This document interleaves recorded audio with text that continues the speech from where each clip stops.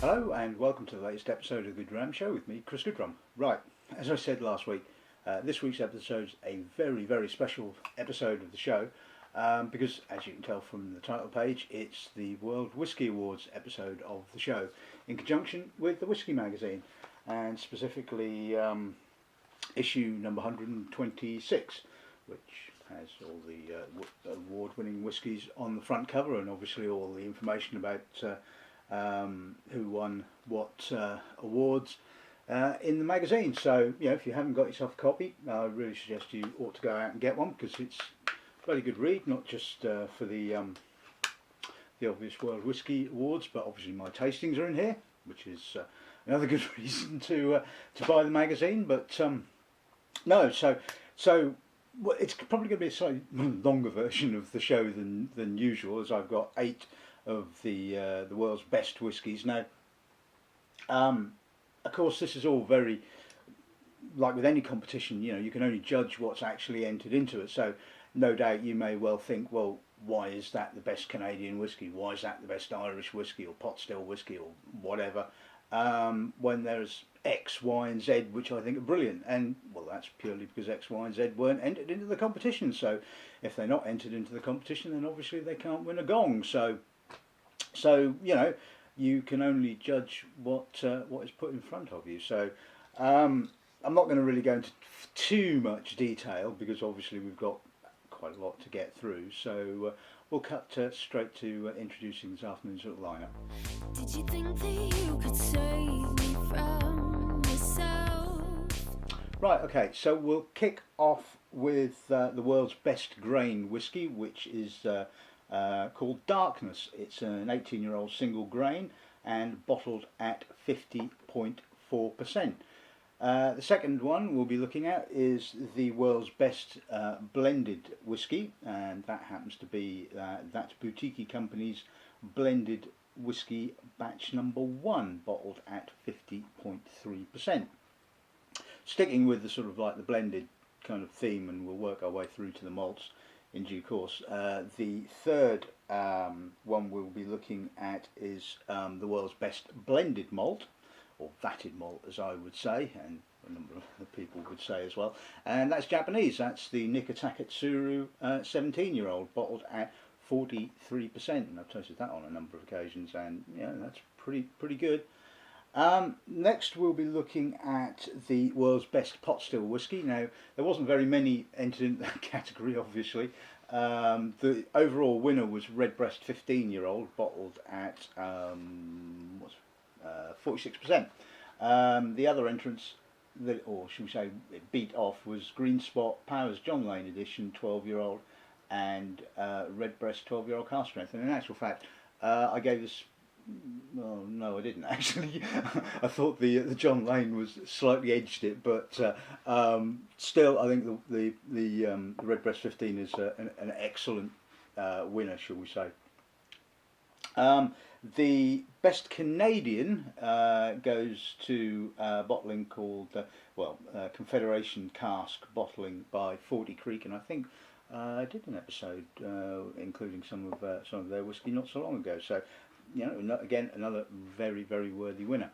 And the best single malt, the world's best single malt, probably upset quite a few people, as yet again not a Scottish whisky that won. This time a Taiwanese whisky. This is the Cavalan Solist Vino Barrique. I think it's a single cask bottling, bottled at 58.6%, and you probably can't get it now. It's probably completely and utterly sold out, but they do a number of these bottlings over the course of the year, and as you can see from the colour, you know, red wine finished.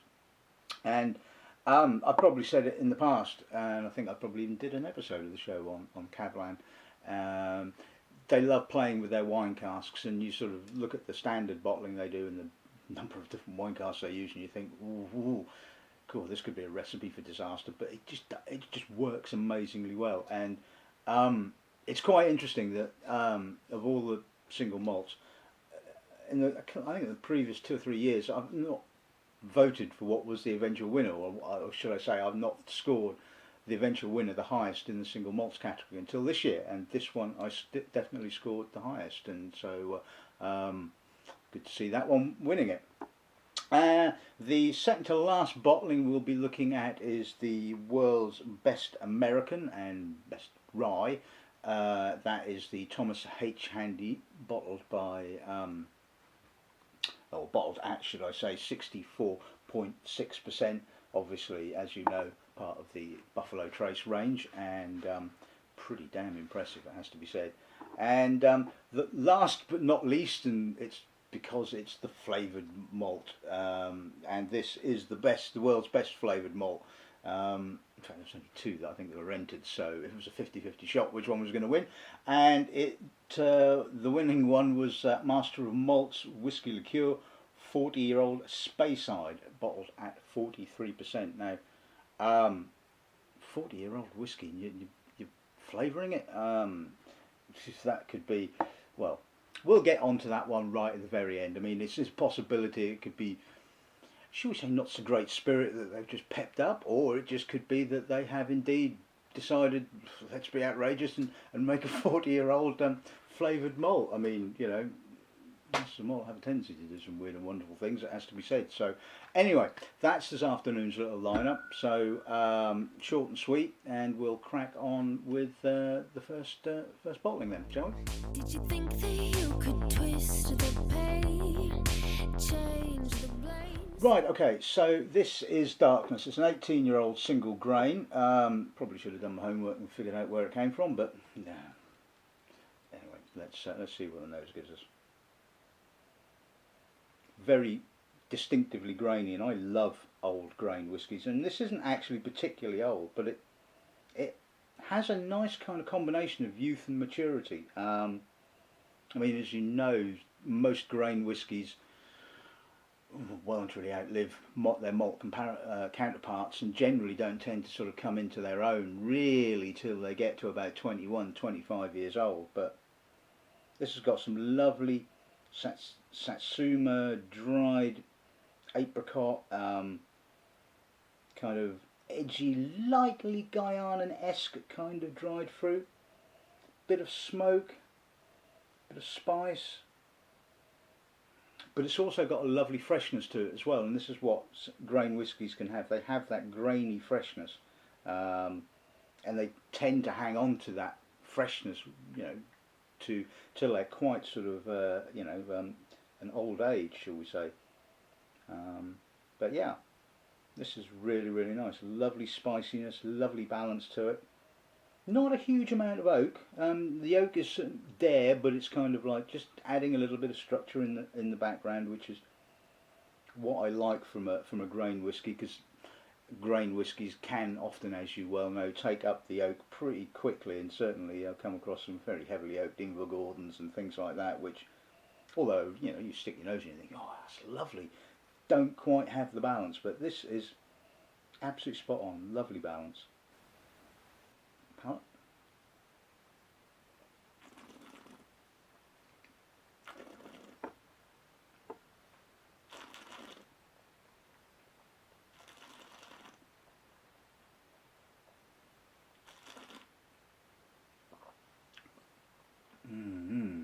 Oh, it just grows on the palate. Finish is huge, it's immense. Like, a little bit more oak on the palate, a little bit more toffee, a little bit more coconut. Huge amounts of dried fruits, dried grapes, sultana, lightly oiled, a little bit of chocolatey spice, chocolatey wood notes. I think the ABV, the alcohol level, kind of helps. It certainly freshens the finish and stops it getting all too sweet and a bit too sort of enveloping, shall we say. But oh, that is sensationally good, and definitely worth hunting down, shall we say. I don't think it really needs any water. I'm not going to bother putting any water with it, because I think putting water with will probably just emphasise the sweetness and just knock off that kind of freshening element. So, oh, lovely chocolatey aftertaste. That's a really good starter. Never thought it would be easier. Okay, on to the blend then. That Boutique-y Company's blended #1, batch 1, whatever. Let's see what the nose gives us. Now that's got a bit of age to it. It's got that lovely sort of almost Armagnac-y dried fruit rancio, some luscious honey, touch of tangerine, a little bit of apricot, some lovely dusty sweet spices, a little bit of herbal grain coming through now. Give it some time and that does start to appear.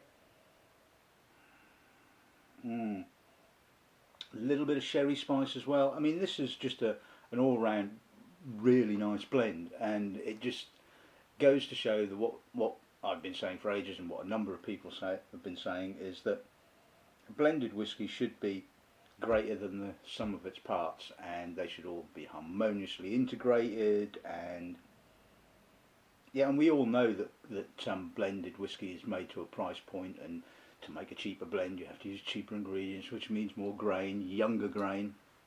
But when the blender is given the opportunity to create something with, you know, some serious age and a pretty high malt content, it has to be said, you know, you come up with something as impressive as this. So, palate.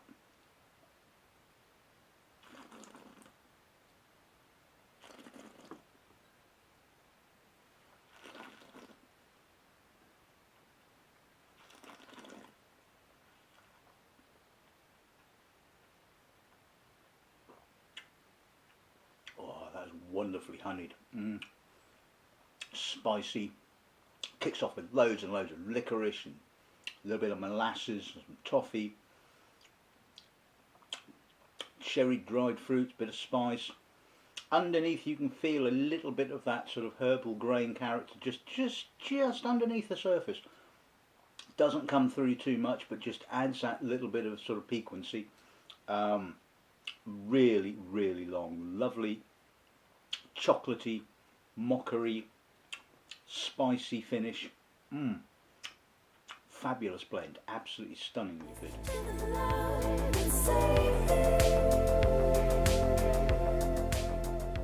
Okay, so on to the Taketsuru. Now, as you know, Taketsuru, the pure malt Taketsuru, is the sort of second level up, I guess, in the Nikka range. Vatted malt taken with malt whiskies taken from their two distilleries. So let's see what the nose gives us. Quite oily. Probably seems to have more Yoshi kind of character, a little bit more fresh, slightly saline-y, apricot, orange, a little bit of dusty spice. Underneath it, it's got some age. It's got some. You can certainly smell that it's got some light oxidation character. But it's lovely and elegant and delicate, but it has sort of depth as well at the same time. A little bit of spice coming through now. Sugared almonds, yeah, sugared almonds, yeah. Oh, that's lovely. A little bit of, I think it was almost tannic oak, possibly a little bit of Mizuna oak used in this particular vatting. A little bit of, God, that's a lovely nose. It's a nose you just want to just keep sniffing and sniffing, because it just keeps giving you more and more.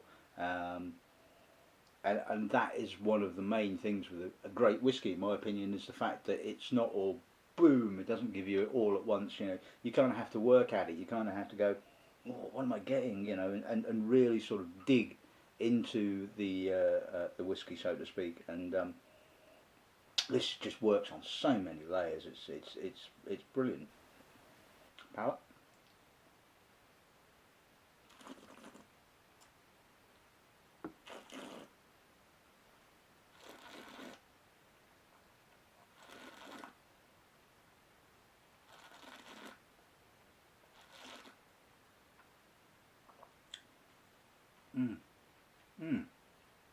Lovely cherry wood spices coming through on the finish. Again, like the nose, quite light, quite elegant, probably more Yoshi in this particular bottling than Miyagiku. Of course, can't come to the voice. Lightly oiled, lightly citrusy, honey. Again, just the flavours just kind of roll out on the palate. Finish is very, very long, really softly spiced. Kind of has a sort of almost kind of dusty old Bamori Parma Violet-y note coming through there. I mean, I love that. I mean, you know, I love old Bamor, and I love the old violet-y, dusty character that it can get, and I'm certainly getting a little bit of that in there. And there's obviously the dried fruits from the sherry casks. A little dry on the very aftertaste as the tannins just kind of kick in a little bit, but really juicy, really long, really impressive. I mean, great Japanese whiskey.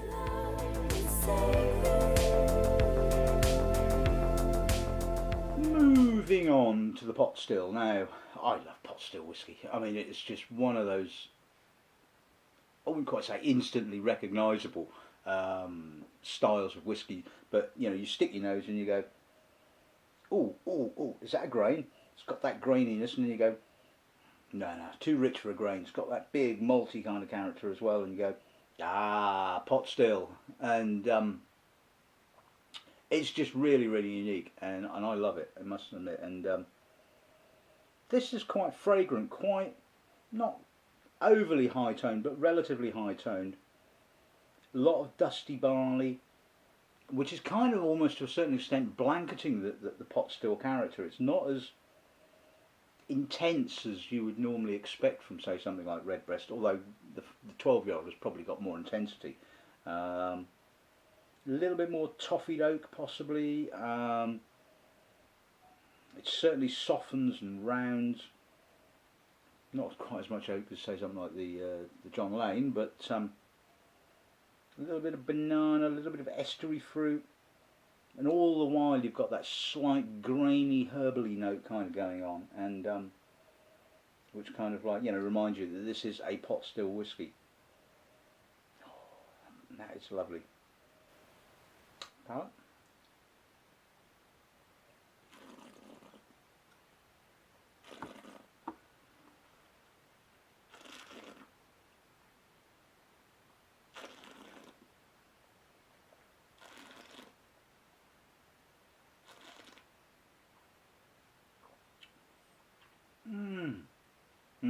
Finish is just like a grain whiskey, that lightly oiled, herbally, spicy, biting. Damn, that is good. Chocolatey, really chocolatey on the aftertaste. Kind of kicks off though with a little bit of oak, a little bit of toffee, a little bit of vanilla. I'm getting some banana-y notes now on the finish. Coconut. Oh God, that's just so good, and it's, you feel those buzzy little spices kind of, you know, just buzzing away on the tongue, you know. But it's got a lovely sort of fullness. It's got a lot of lovely barley character, a bit of honey, a lot of dried fruit, a little bit of sherry dried fruit, sort of sultana, more in the lighter style of dried fruit, not the kind of heavier, treacly, darker sherried fruits, but light, elegant, tense. Oh, that is just fantastic stuff. I love that. That's very, very good. These four walls that I know so well. Right, on to the Canadian now. I suppose I could have done the Canadian sort of after the grain whiskey, because I often tend to find that Canadian whiskies can have a sort of a grainy kind of character. Excuse me. Cool. Redbreast repeating on me there, I think. Not quite Montezuma's revenge, but anyway, back to the whiskey. So, yeah, the Canadian. Yeah, so I guess coming after the pot still is quite apt. So let's see what the nose gives us then, shall we? Yeah, I mean, it has that fresh, almost saline kind of character. Really quite high-toned, floral, but herbal, grippy grains, gin-like botanicals, almost juniper-like, really fresh. I mean, you could probably have stuck that in, say, an oak-aged gin tasting, and you'd probably be, you know, you'd assume it's an oak-aged gin, and you'd be going, yeah, juniper, yeah, really balanced, you know. But fresh, lovely intensity, a little bit of herbal notes, a little bit of toffee, a little bit of smoke as well. I'm getting really complex, and I guess this is always the, I say not the problem, but when you blind taste something, you're looking for markers, you're looking for kind of things that will tell you what it actually is, and this almost kind of crosses so many genres. Like I said, it could be grain, could even be an oak-aged gin, could be Canadian, could be, I wouldn't say it was a pot still dead ringer, but it's certainly got that lovely freshness to it, and always one of the challenges when you're tasting things blind. It's kind of difficult because you kind of like you're judging it. You kind of, so when you taste things, you kind of either kind of like to a certain extent judge it for its quality, its character, or you judge it to try and figure out quite what it is. And it's quite difficult to do both things at the same time. You know, maybe it's because I'm a bloke, maybe because I don't multitask, maybe my brain only works in one kind of way. I don't know, but yeah, this is lovely. This is really interesting. It's intriguing. It's different. It's got a completely different, I wouldn't say flavour profile, because I've not tasted it yet, but it's got a completely different nose to it, to anything else you're likely to come across. Maybe with the exception of some weird European stuff, I guess, but yeah, oh, it's lovely. Really getting really smoky. I get a lot of, not peat smoke, sort of wood smoke, toast, but all the while that lovely, oily, almost grainy kind of character is always ever present. That's lovely.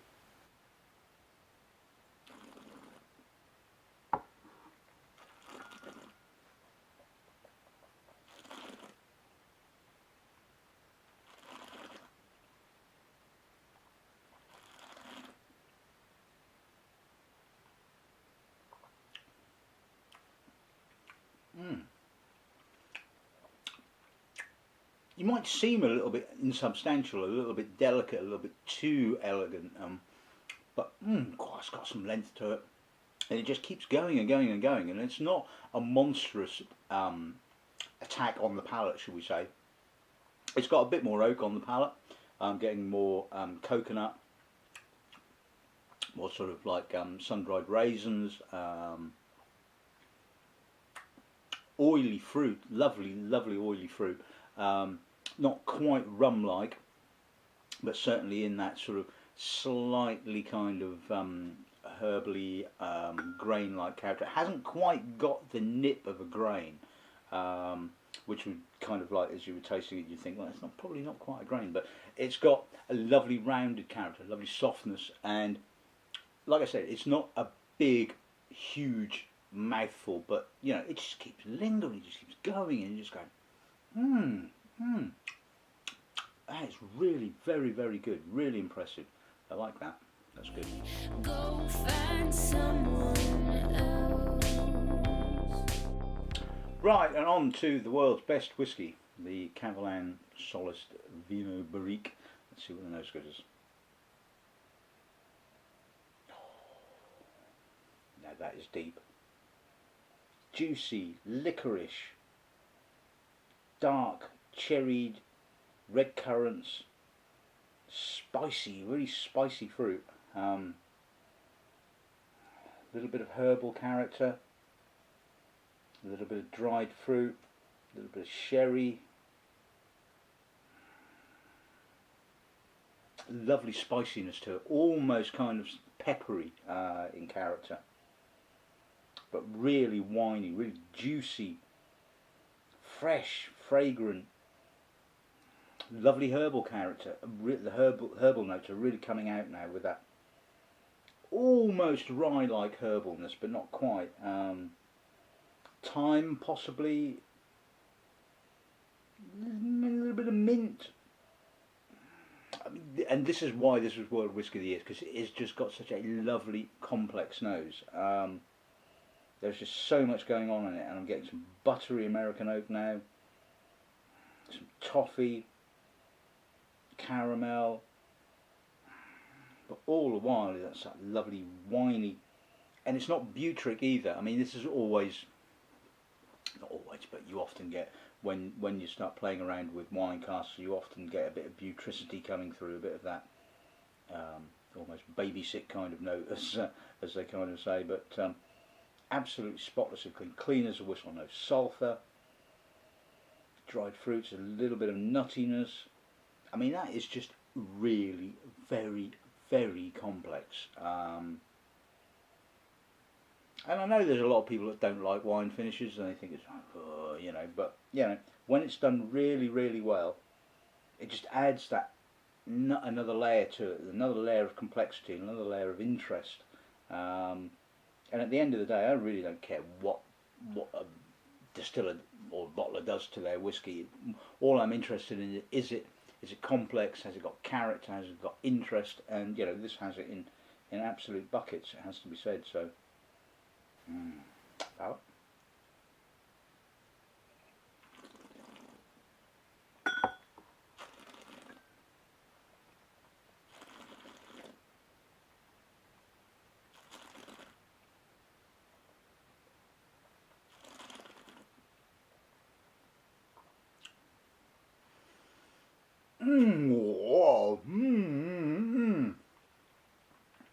Damn, that's tannic.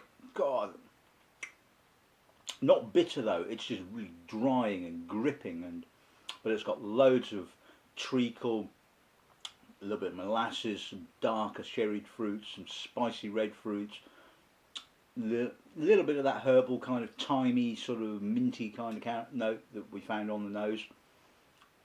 Oh, spices galore on the finish. It's just like kind of my tongue is just going, you know, with all these kind of spices. It's madness, it really is. Really drying, really grippy, but it has the balance, it has the juiciness, the richness, and to kind of like offset it. I mean, yeah, your mouth does feel like it's kind of drying up from the inside out, but it's balanced. It's so well balanced. It is just, you know, a worthy World Whisky of the Year, I think. It's just got so much going on in it. I'm going to put a little drop of water with it and just see what happens when we do that. That's probably about enough. So let's see what water has done to the nose then, shall we? I think it's kind of brought out a little bit more of the American oak, a little bit more of the toffee, but it's also brought out a bit more of the molasses, the sort of still really, really herbal, almost kind of herbal sherry.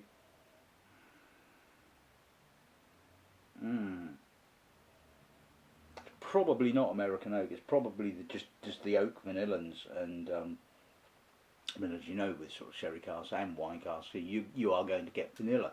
You're going to get vanilla and character because it's there in the oak. I mean, sometimes it's blanketed by everything else, but sometimes it just kind of creeps through, and it's certainly doing it now. Still really, really, it's got really juicy and really, really kind of lightly, not honeyed, sort of more, yeah, sort of honeyed, probably very light honeyed, more syrup. That's what I was trying to get at. Slightly more syrup coating to the fruit.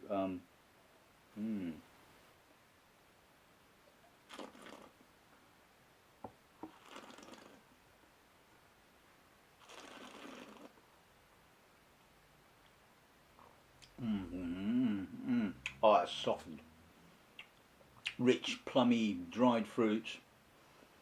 Not as dry, more luscious, more. Oh, damn, that is good. More licorice, more treacle, more of the kind of sherry kind of character. But some winey notes, spices. I mean, you know that I'm not the world's biggest fan of wine cask finishes and sherry casks and that, but that's when you taste something like that, you just want to go, you know, it's just so good. Um, and that is it at the end of the day. What more do you want from a whiskey that is just something that's just really complex and just absolutely gorgeous? Never thought it would be easier. Right, okay, so on to the world's best rye whiskey and the world's best American whiskey and Thomas H. Handy. Let's see what the nose gives us. Quite high tone, quite spicy,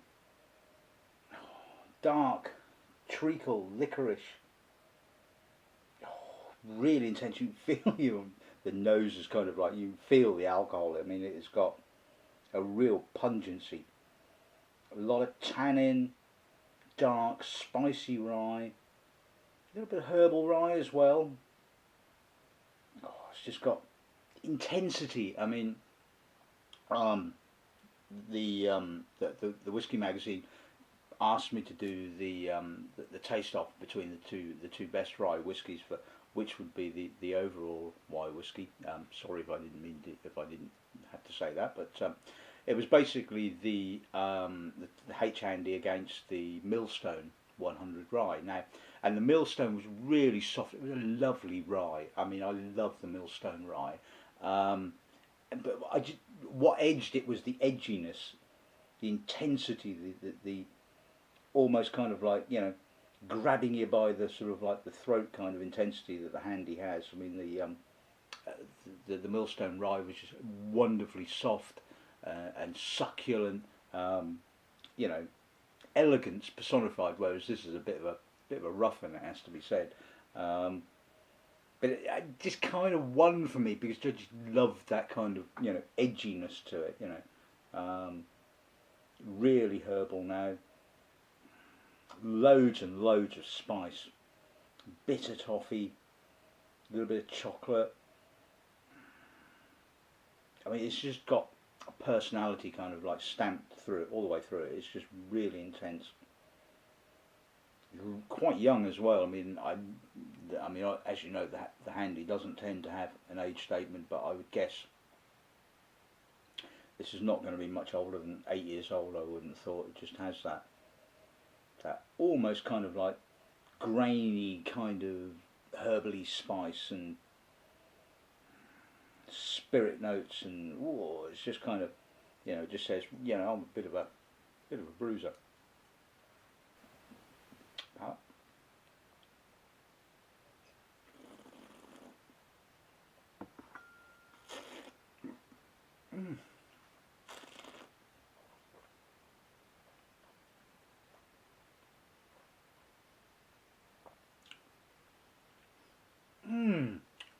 You thought the Cavalan had tannins. My God, this has tannins. It's like, bitter, chocolate, wood, herbal, spicy rye, cinnamon, toffee, but dry toffee, almost kind of like, you know, like it's had all the moisture sucked out of it. Spicy beyond belief. I mean, my mouth is just it's almost chili-like spice. Really hot and intense, woody, herbal, licorice. Bit short, obviously, because of the alcohol, but I'm still getting some kind of sweet, like corn notes, vanilla, but I'm still getting lots of coffee and chocolate and bitterness, and it's kind of, you know, I mean, a lot of people might say it's very, very obvious, and bloody hell it is, you know. It just kind of in your face. It's big. It's American. It's kind of, but it just lingers. I mean, my God, you know. I mean, you sort of like, you know, you might sort of wince a little bit while you take a sip of it because it's so tannic and so dry, but oh my God, that really, really lingers. Anyway, let's put a little drop of water with it. And probably a little drop more, I think, and see what that does to it then, shall we? softens it. It's more of a kind of, it's almost got a kind of pot stilly kind of character, grain pot still kind of spiciness. Some lovely young herbal rye. A lot more rye now. It's kind of like, you know, it's the oak and the tannins, the sort of licorice, the toffee, the molasses, kind of all sitting back now, and it's just kind of like, you know, young herbal, slightly spicy rye. Really, really intense. Really, really, really, really intense. You know, it's kind of, but soft as well. It is really rounded now, and I mean, if you love your rye whiskies, then that's great.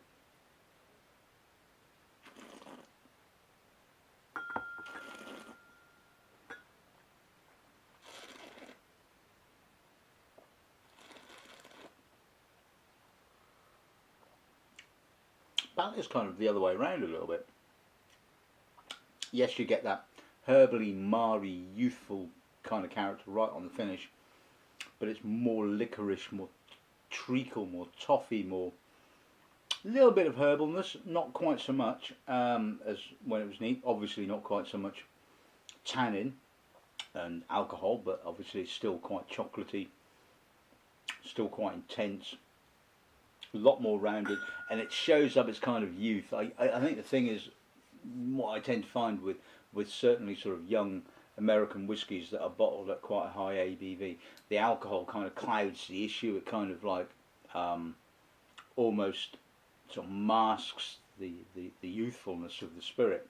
Put a little drop of water with it and it really brings it out, and you have that kind of herbally, marry like kind of character, which I think is quite interesting. I really like it, and yeah, great intensity.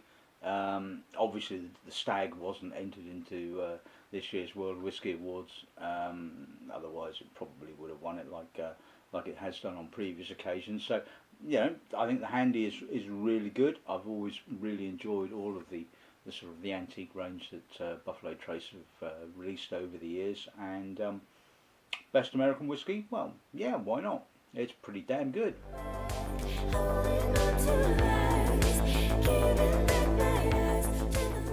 And last but not least, the 40-year-old flavoured whiskey. Now, like I was saying earlier, it's why in God's name would you flavour a 40-year-old whiskey? I mean, it's either going to be because it's a bit not so great, and you're just going to shove some flavouring in it, or maybe you're just mad enough to do it. I don't know. I mean, you know, guys at Masters of Malt do have a tendency to do some weird and wonderful, wacky things, some of which work and some of which don't. But let's, you know, let's not prejudge this. Let's kind of give it its dues, then, shall we? It smells like an old sherry cask whiskey with a little bit of currant, black currant possibly, treacle, licorice, camphor. You know, unless you knew it, I wouldn't have pitched this as a flavoured whiskey. It's really nicely done. It's subtly done. Yes, it smells really old. You can smell that with that aged, oxidised kind of character. The treacle, the toffee. I mean, I suppose if you'd done it with an old American oak aged whiskey, it would be more obvious. But because this is obviously an old sherry cask matured whiskey, it's kind of integrated probably a little bit better. A little bit of toffee, coffee. Still got some lovely freshness. I mean, it's what's it bottled at 43. Yeah, it's actually I think the alcohol is kind of like punching above its weight, so to speak. It's got a lovely freshness to it. Yeah, like I said, I think probably that is maybe the biggest compliment I can give it, is the fact that it does not smell, I haven't tasted it yet, obviously, it doesn't smell like a flavoured whiskey. enhanced whiskey, possibly, but not a flavoured one.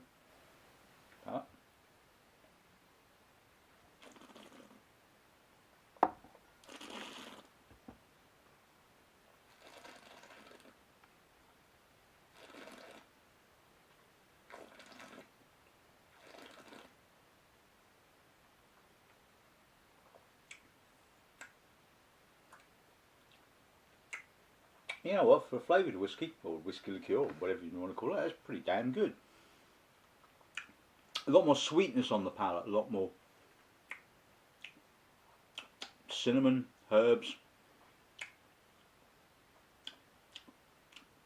softer, rounder. I mean, you can taste the obvious old sherry cask matured malt, but it has more body, possibly. I would say it certainly has more treacle, dark honey, and a slightly more obvious sweetness, and more kind of cherry and currant kind of sweetness. But in the whole thing, I suppose it works really, really well. It's not sort of overtly sweet. It's not too sweet. It's not too obvious. And I think that is the key to this particular bottling, is that it is just not too obvious. If you didn't know it was a whiskey liqueur, you could probably say, well, yeah, maybe it's an old sweety kind of old whiskey, but balance is really nice. Whoever put this together, you know, just got it spot on, in my opinion. Yeah, it has a sort of syrupy kind of character, but the whiskey kind of balances it out, and there's no off notes. It's not crap whiskey. It's not a tired old, you know, batch of sherry casks that have been invigorated by adding some flavour to. No, it's you know, it's really worthy. I mean, and I think the biggest compliment that I can give it is that it's not obvious. So, Masters of Malt, yeah, hats off to you. You know, Ben, nice one. You've that's pretty damn good.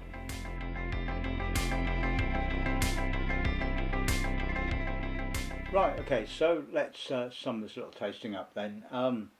Yeah, I just want to say again a really big thank you to the Whisky Magazine for sending me the samples to allow me to do this episode of the show, and obviously allowing me to, you know, be part of the Whisky Magazine and follow in some quite illustrious footsteps, shall we say. So let's sum this up. Yeah,